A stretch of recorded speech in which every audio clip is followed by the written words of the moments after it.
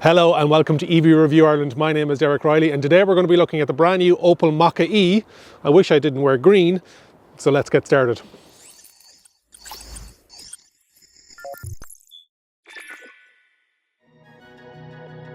Today's video is sponsored by our insurance partner evinsurance.ie. As well as excellent rates, they have specific cover for electric vehicles and are great for company cars too. If you want more information or to get a quote, click on the link in the description and also on the screen.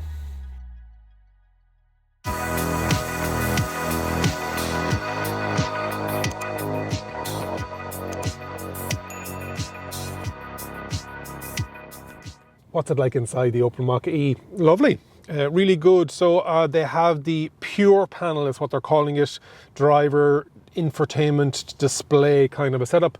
It's this one sweeping gloss black panel, as they call it. It's a 10-inch screen above with the nav and the radio, etc. And then it's a 12-inch screen right across in front of the driver's steering wheel.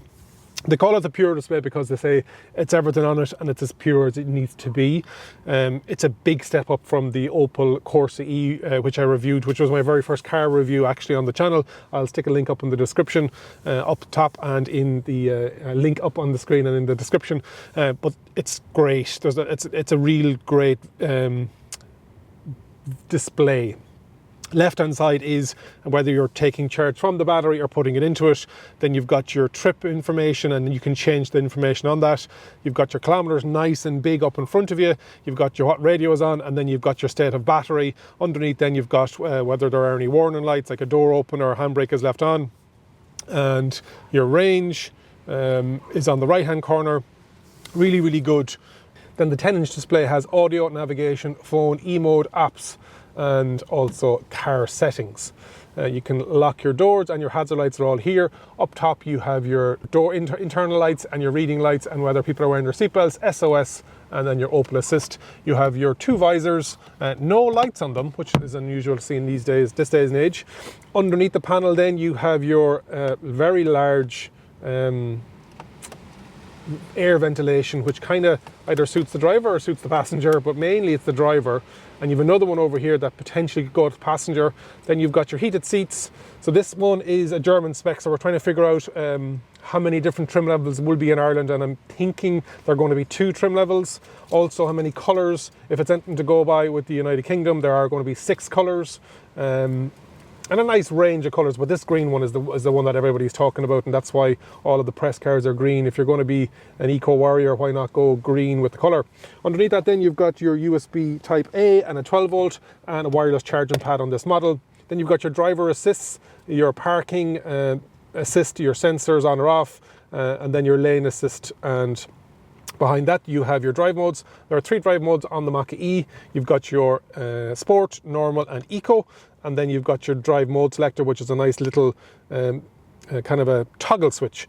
Some people prefer like a gear knob or a gear selector kind of a setup, but this is nice. It's minimalist and it's not intrusive on the cabin, and that is park, drive, neutral, and second stage regenerative. So there's 2 regenerative braking modes, drive and B, D and B. Behind that then is your your electronic handbrake, and you've got your 2 cup holders. And then you've got kind of smallish, kind of a storage cabin underneath the armrest that moves forward and back. Seats are really nice. These are the leather option. Again, not sure if this is going to be the trim level. I'm presuming they're going to be on one of the trim levels in Ireland. You have the carbon fibre effect. You've got your large glove box on the left-hand drive model, but again, as we swap it over, the fuse box is on here, and you'll see that in all the reviews for the PSA group, whether that be Peugeot or Opel. This is going up against the likes of its cousin, the Peugeot E2008, and I'll stick the link to that review up on the screen and also in the description. I really liked that car. I was the first YouTuber in Ireland to review it. There isn't many reviews of it out there, and this is obviously pretty much the same platform that it's built on. It's literally just a different shell that's stuck on top of it. They're saying that this has longer range. I'm not sure how, whether that's more aerodynamics or not, but in the real world, time will tell. You have on the left hand side your full electric windows, front and rear. You can lock them, and also you can adjust your side mirrors. The door bins are good size, you'll fit a bottle and extra. And then the wheel itself has the reach and also has the rake, so it's great to have that adjustability. So yeah, 1 ISOFIX in the front and 2 in the back. So let's pop in the back and see what the space situation is like. I'll set this so that it's set for me. I'm 6'2", if you didn't know that already. Hopefully you're enjoying the review so far. If you haven't already, if you can click subscribe, I'm looking to get my to 2,000 subscribers in the next month. Small milestones, but these are all helping build the channel. It's been a great success so far, and thank you for all the support.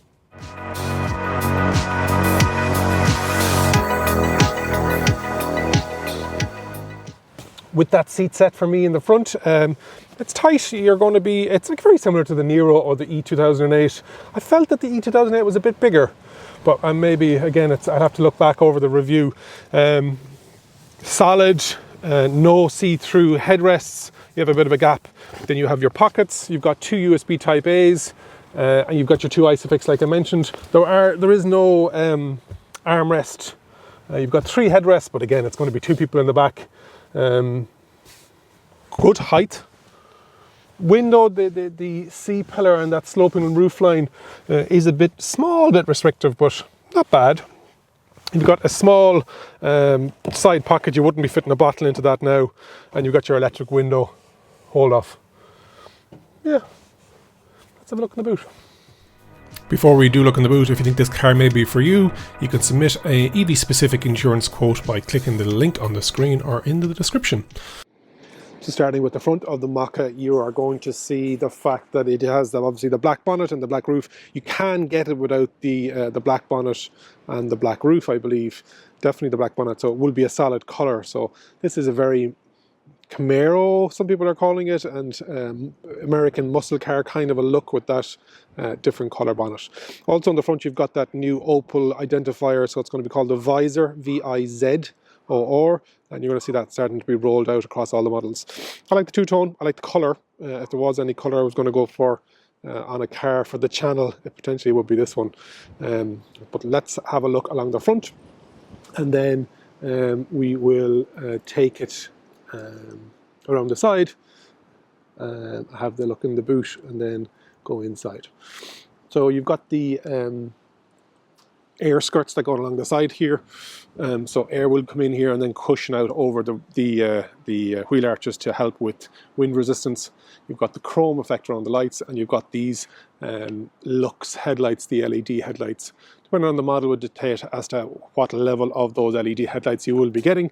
You've also got your little fog light underneath here as well, and that silver skirt at the front. You also have your sensors, etc., down underneath here. Your your front parking sensors. No need for a slotted grille, so they have this underneath here, and it's the same on the petrol and the combustion models as well as the electric models. But a really handsome front. There is no frunk. These are 18-inch tires that are on it, and you can get different sizes depending on the spec. And you can see that it has that silver, just kind of hide its real silhouette, which you're seeing in a lot of these SUVs. Bit of color coding down the bottom underneath that, near the bottom skirt. I like the tires. I like the alloys. They're not too aero looking, but I like you can get it with a bit of color coding in there as well. This has the retractable wing mirrors, and they'll pop open now once I get close to it. How do I identify it as an electric vehicle? You have that Opel E, which is similar as the one on the Corsa. It's got a nice stance. Moving towards the back, you have really nice light cluster in here, and you also have the huge Mokka identifier underneath the back, and the E then is on the bottom right hand corner, so you can see that is the electric vehicle. You've got your fog light at the bottom, you've got your silver along by the bottom, the rear diffuser, you've got your reflectors, fog lights, and then really good, lovely design, really eye-catching.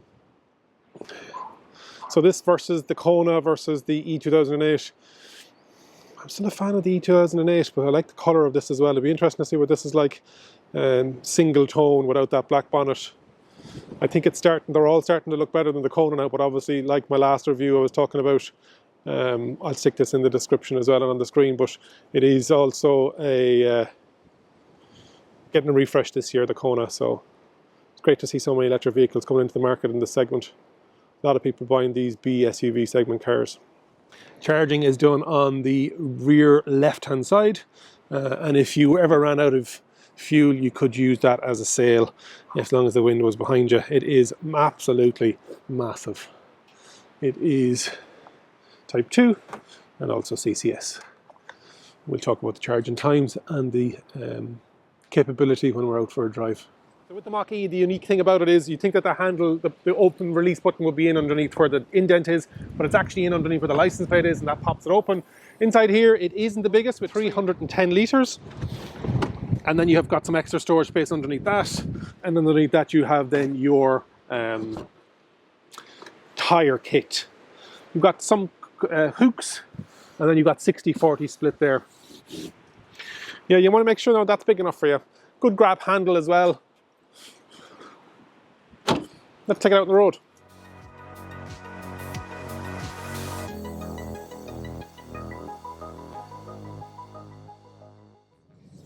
As I mentioned, we only have the Mokka-e for a couple of hours today, so left-hand drive model.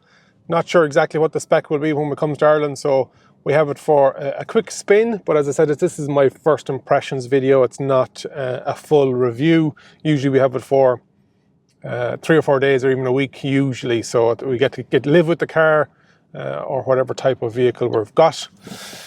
So what can I tell you about the Mokka-e? So it's built on the PSA platform, the same as the Opel Corsa, the 208, the 2008, and then their full range of commercial vehicles. So it's a 50 kilowatt hour battery, usable just slightly less than that. Then you have a 100 kilowatt motor that gives you about 134 to 36 brake horsepower. Newton meters of torque are 260 Newton meters torque, so it is, you can definitely feel that it is torquey, it is sprightly getting off the line. Nice to drive, the drive modes are good. The visibility on that pure panel in front of the driver is great. It's really really visible, and everything's kind of tilted towards the driver. The build quality, or what I can feel is the build quality after briefly driving it, feels great. You can tell that it's, and it's a sweeping statement, but that it's a German designed, engineered and built car. This will be badged as a Vauxhall in the United Kingdom, but it is Opel across the rest of Europe. The sound deadening and how they've done that with the acoustic stuff is amazing. Really, really good. It's got a nice low drag coefficient as well, those side air skirts at the front, and the actual shape of it. It has a fairly decent drag coefficient. And that's all to do with mileage and wind noise. Roundabouts and left-hand drives.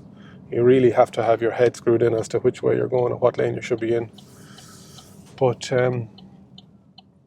it's fairly windy today. It is 2 degrees, but it feels like -6, my app tells me.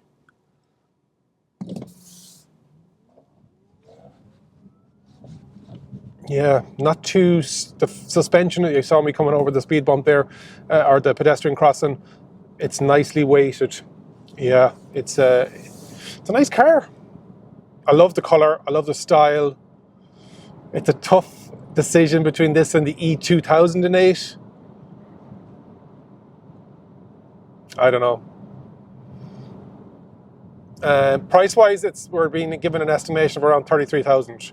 So with the Kona coming in at around 38, but that has an extra 14, 15 kilowatt hours worth of battery, and this WLTP range has a range of, the WLTP range is saying around about 315 to 325.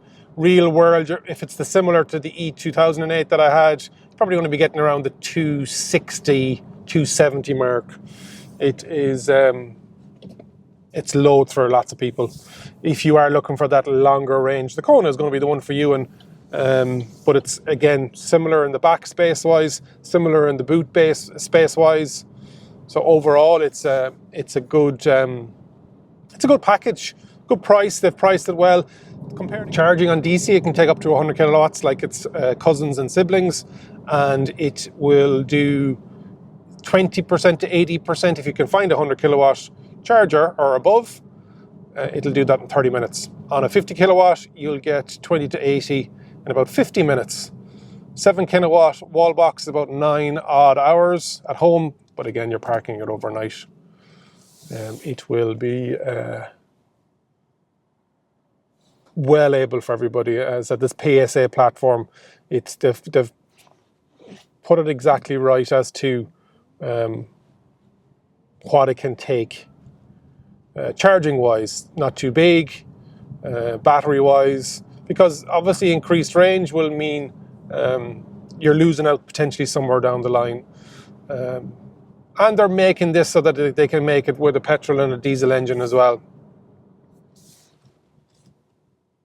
What we're finding with electric vehicles is usually distributors and OEMs will spec them with a lot of the extras that wouldn't potentially be on a normal ICE or internal combustion engine car. So this comes with a lot of driver assist, lane, adaptive cruise control, potentially, depending on the spec. Again, we should know the finer spec details. We're hearing March, April here in Ireland. You can see the full spec if you're looking at this in the United Kingdom on the Vauxhall website. But the Irish distributors are still to decide as to which levels of trim they're going to get. Hopefully you're enjoying the review. You can leave a like and subscribe, like I always mention. If you're already subscribed, how can you support the channel at no cost? By liking the video, by sharing it, by commenting. It helps YouTube see that there's an interest in it.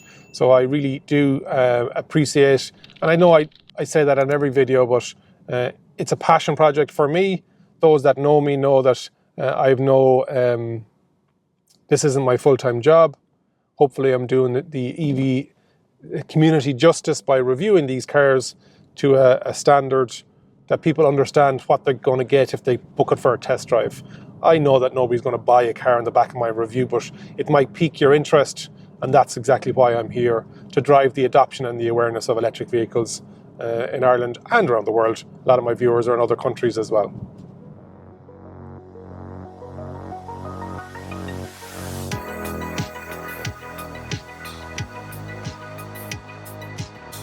Just a reminder that today's video was sponsored by evinsurance.ie, who have excellent rates and specific cover for electric vehicles. For more info, click the link on the screen and also in the description for a quote. Thanks very much for supporting the channel. So that's my look at the Opel Mokka-e left-hand drive version. We only have it for a couple of hours as always. When we get these types of models in, we'll be doing a more in-depth review in a couple of weeks once we get it in right-hand drive. But great to see more electric vehicles coming onto the market, and obviously this B SUV segment is going to be one that's going to be heating up. So hopefully you've enjoyed the review. If you can leave a like and subscribe, and if you've done that already, if you can leave a comment and let me know what you think of the Opel Mokka-e. And remember, if you think an EV is for you, leave it to me and I'll review. Thanks for watching.